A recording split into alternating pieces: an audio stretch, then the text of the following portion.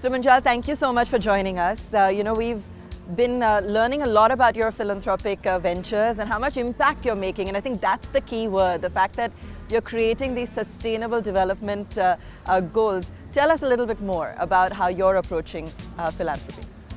So what I'm doing is not new for us as either a family or as an organization. This is something in the group which we've always done since my father's time. So it almost became second nature to how everything was run. Because I guess the business was started as a very small business by a few people in the family which became refugees. So I guess they had a point to prove to themselves, but they were also grateful and thankful for the support they got from people around them. So this is in a sense a way of saying thank you, and also to ensure that around us there is goodwill. So if you attempt and help those who are less fortunate, I think it's a natural advantage that you build for yourself. So the involvement, of course, has been in many areas of education, healthcare, clean drinking water, in the arts and culture. So it's pretty much across the board, including working with villages to create connectivity, etc. And we also looked at some holistic development of the rural areas.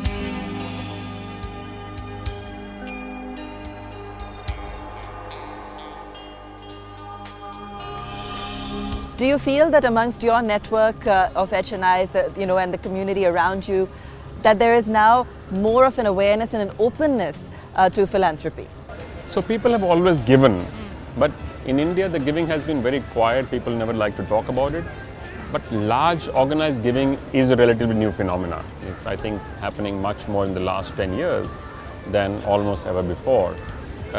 People are getting more organized with this and also getting emboldened by the success of some of the early initiatives. So larger organizations, like if you see the big groups like the Tatas and the Birlas and the Thapars and the Singhanias have always done this right from early times. But I think now it's getting more widespread. And I think the need is also being felt much more because the gap between those who have turned successful in the last few decades and those who have not has grown quite significantly.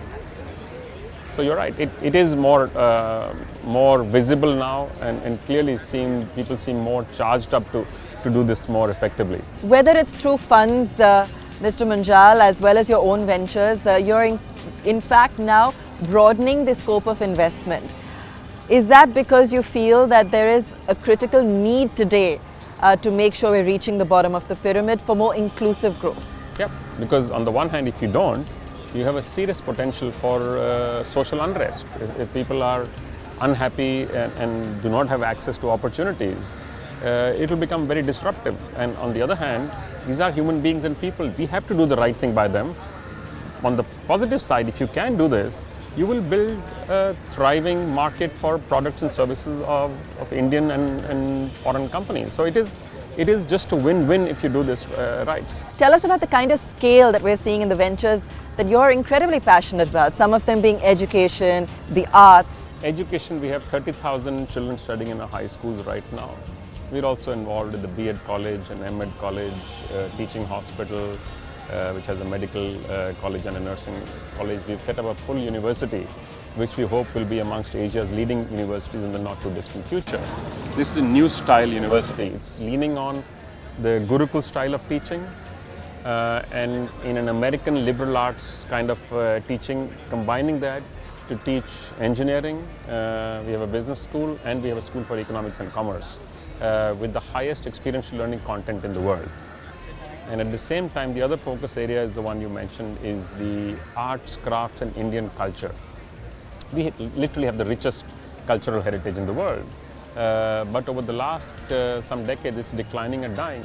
Many of our crafts are going away because the oral teaching, which was done from generation to generation, does not allow this to be transferred if the individual walks away from the village or wherever he or she was working. So we are attempting to figure out a way to get to the people, provide them new design, provide them connections to the marketplace and some knowledge on process improvement so they can build sustainable livelihoods for themselves and their families based on crafts. And this is truly one of India's biggest strengths, and it has been through history. you're not only investing but also creating an impact. Tell us a little bit more about it. So the net impact is the same. We have too much of a section of our population which is disenfranchised. They had no access to quality education, healthcare, public services, opportunities for high quality jobs. So the initiatives of social and impact investment funds, I think, can be helpful in any and every area.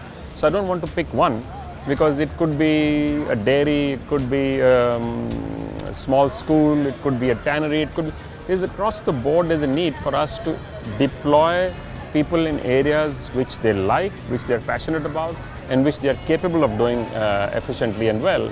So I thought Avishkar is doing a wonderful job in being effective, getting to those areas which are hard to get to otherwise for people, and doing it in a manner where they turn these into sustainable businesses. It's not only charity, because charity sometimes tends to be short-lived. When you give for a while and you walk away, the impact also dies. Here, there's an attempt to create something sustainable which gets a life of its own. And I think that's a tremendous job they've done. The spirit of giving, not everyone has it. What is it that enables you to give so generously?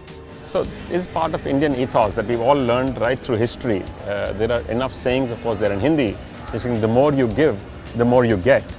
And it actually works. If any of us have tried it, we've done it many times. And I think we have been completely blessed and fortunate. And we've continued to grow as individuals, as families, as businesses. And I think part of it comes from the blessing that we get by being conscious, being conscientious, and reaching out to those who are less fortunate than us. Mr. Munjal, thank you so much. Thank you.